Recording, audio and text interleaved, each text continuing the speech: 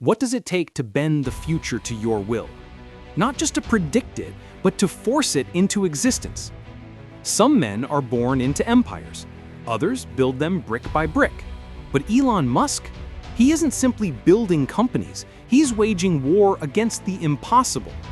From sleeping on the floor of a startup office to staring down bankruptcy with the world laughing in his face, to standing today as the man some call the most powerful individual on Earth.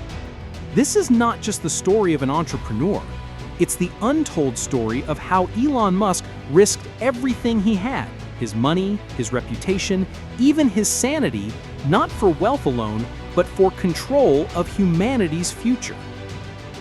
Back in 1970 in Pretoria, South Africa, a lonely boy wanders library aisles, devouring books faster than adults think possible. Science fiction isn't an escape for Elon, it's a blueprint. He dreams of Mars, of interstellar travel, of ideas too big for his small world. But outside the pages of his books, life is harsh. A turbulent family, a cruel school environment, bullying so severe that one day he's beaten unconscious and thrown down concrete steps. But inside that fragile body, a mind is running at light speed.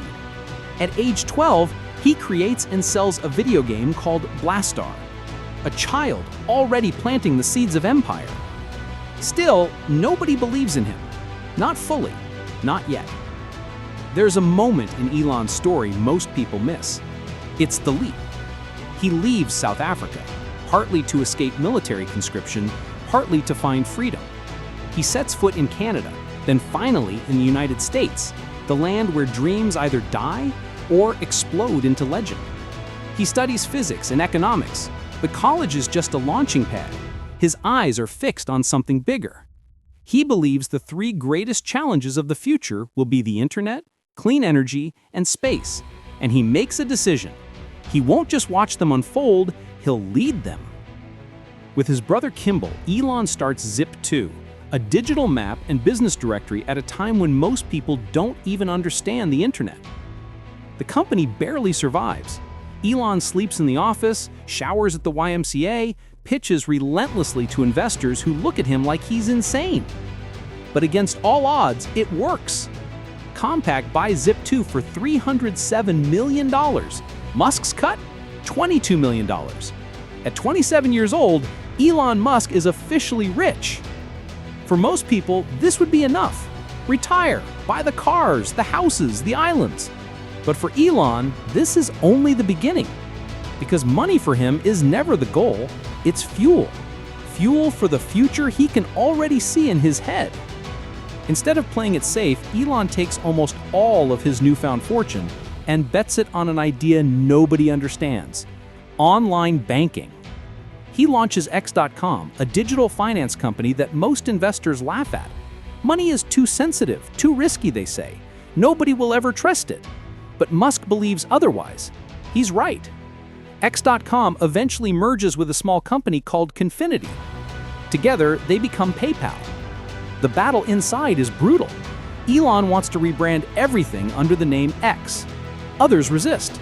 Eventually, he's ousted as CEO, forced out of the very company he created. And yet the sale to eBay makes him richer than ever, $180 million richer, enough to guarantee him a life of comfort forever. But Musk doesn't buy yachts, he doesn't buy islands. He takes nearly every dollar he has and sets it on fire. Because for him, comfort is death. Elon Musk has a dream that most people call insane: to make humanity multiplanetary, to colonize Mars. He found SpaceX, but rockets are notoriously expensive and failure is guaranteed. Industry veterans laugh him out of the room. They call him reckless, naive, a billionaire playing astronaut. But Elon puts everything on the line. He pours over $100 million into the company. Years of testing, failure after failure. 3 rockets explode, each one burning millions of dollars in seconds. By the 4th launch, the company is nearly dead. His money is gone, his reputation destroyed. He admits privately, this will make or break everything. The rocket launches, the world holds its breath, and for the first time, SpaceX succeeds. From that moment, everything changes. NASA signs contracts, the dream is alive. But survival came at a cost. Elon had risked every penny of his fortune. At one point, he was borrowing money for rent, billionaire on paper, nearly bankrupt in reality. As if one impossible industry wasn't enough, Musk dives headfirst into another: electric cars. When he joins Tesla, the company is small, struggling, and mocked by automakers. The idea of electric cars dominating the roads seems laughable, but Musk has a vision. The world must transition away from fossil fuels. He invests tens of millions. He becomes chairman, then CEO. But Tesla almost dies. The 2008 financial crisis hits like a meteor. Elon is juggling SpaceX on one side, Tesla on the other, both collapsing. He has to choose, but he doesn't choose, he saves both. He raises last-minute funding, convinces investors, pushes engineers to the brink. On Christmas Eve 2008, SpaceX wins a NASA contract that keeps it alive. Tesla secures emergency funding. In the same week, both companies escape death. It's a miracle, but it isn't luck. It's obsession. It's risk. It's Elon Musk refusing to let go. Here's the truth about Musk's rise. It's not about genius alone. It's about how much pain he's willing to endure. Most entrepreneurs stop when they win. Elon keeps going until he almost loses everything. Again and again. SpaceX rockets still fail. Tesla cars still break. Investors still doubt. The media paints him as reckless, dangerous, unstable. Employees call him brutal.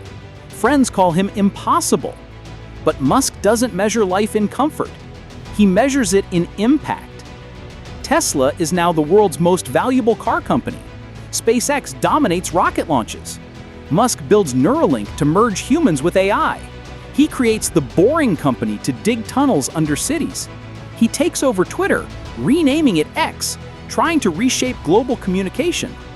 Every move, no matter how erratic it seems, is driven by the same force: the belief that humanity's survival depends on bold action, that if we stay comfortable, we die. He is not content to be rich. He wants control, not of people's lives, but of the very trajectory of civilization. But obsession comes with shadows. Musk works to exhaustion. Relationships collapse. His personal life is a storm. Critics argue his power is too great, his ego too dangerous.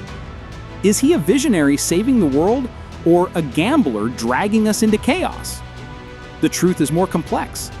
He is both. A flawed man chasing perfect futures. Think about this. Elon Musk could have retired in his 20s. He could have lived quietly, safely, out of the public eye. But he chose fire. He chose risk. He chose to spend every dollar, every ounce of energy, every sleepless night chasing something greater than himself. And whether you love him or hate him, whether you believe in his mission or fear his power, you cannot ignore this. Few people in history have risked so much, so relentlessly, to bend the future itself. And maybe that's the real lesson. The future does not belong to the comfortable. It belongs to those willing to burn everything, to build it.